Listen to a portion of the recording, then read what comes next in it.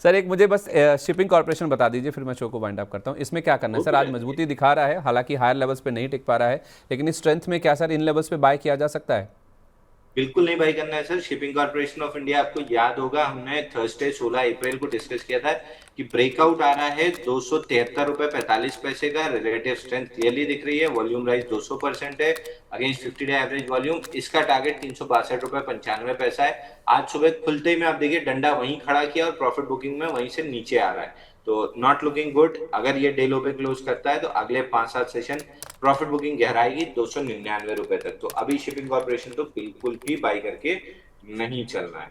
तो जिनके पास है वो मुनाफा वसूली कर लें? एकदम कर लेना चाहिए सर आपको। अब यहाँ से दो चीज बताता हूँ। क्रूड में WTI क्रूड में देखता हूँ जो कि नाइमेक्स पे ट्रेड होता है।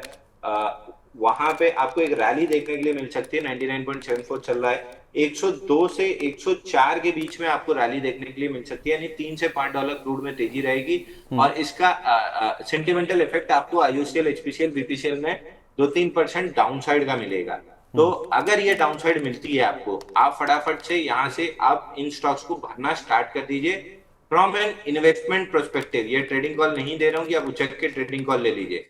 ये वापस से वो दौर है जो 128 रुपए में था IOC का। ये वापस से वही दौर है जहां वर्स्ट इज ऑलमोस्ट ओवर, जहां लग नहीं रहा कि कोई डाउनसाइड यहां से बहुत ज्यादा मिलेगी। और जैसे ही क्रूड फिसलेगा वापस से 104 से फिसले या 102 से फिसले, जैसे ही फिसलेगा इस बार 88 तोड़ते हुए 80 आएगा, तो ये सारे स्टॉक्स आपको यहाँ से कम से कम 8-9% का रिटर्न तो फटाफट दे देंगे।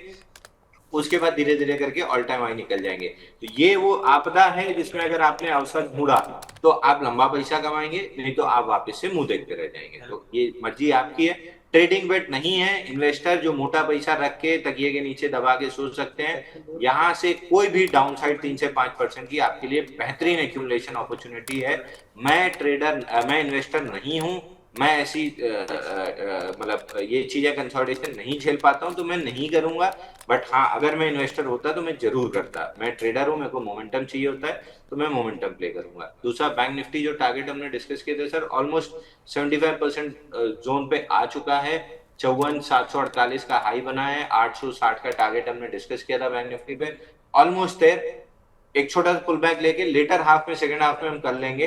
बट मेरे को पूरी पूरी कॉन्फिडेंस आ रही है कि हम डे हाई पे जाके एटलीस्ट एक बार डे हाई टच तो कर लेंगे। क्लोज करें ना करें, एक्सपेक्टेशन मेरी है कि हम करेंगे।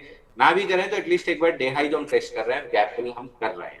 चलिए, बहुत शानदार सर। इसी नोट पर मैं आपसे विदा ले रहा हूँ। बहुत शुक्रिया आपका समय देने के लिए। जिन भी स्टॉक्स को लेकर बातचीत हुई है सर, उनमें कोई डिस्क्लेमर? सर जितने भी स्टॉक्स पे हमने बात की है, कोई भी मेरे पर्सनल पोर्टफोलियो में तो नहीं है। कंपनी क्लाइंट दर्शकों के पास जरूर हो सकते हैं, बट किसी तरह का कोई कॉन्फ्लिक्ट ऑफ इंटरेस्ट नहीं है। जाते जाते मैं चाह रहा था कि आपको कुछ देते जाऊं। सर आपको देखना चाहिए। एक तो मैंने सुबह दिया सर स्टैंडर्ड डिस्क्लेमर।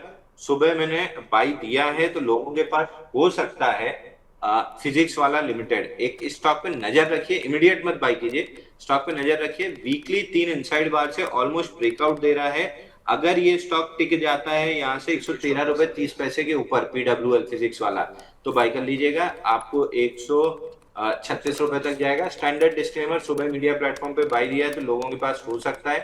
अब अभी तक जो डिस्कस नहीं किया किसी भी प्लेटफॉर्म पे, वो आपको दे दे रहा हूं। जेके पेपर।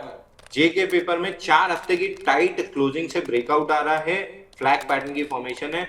ऊपर में 430-440 रुपए तक ये स्टॉक जा सकता है। ठीक है। Stop loss?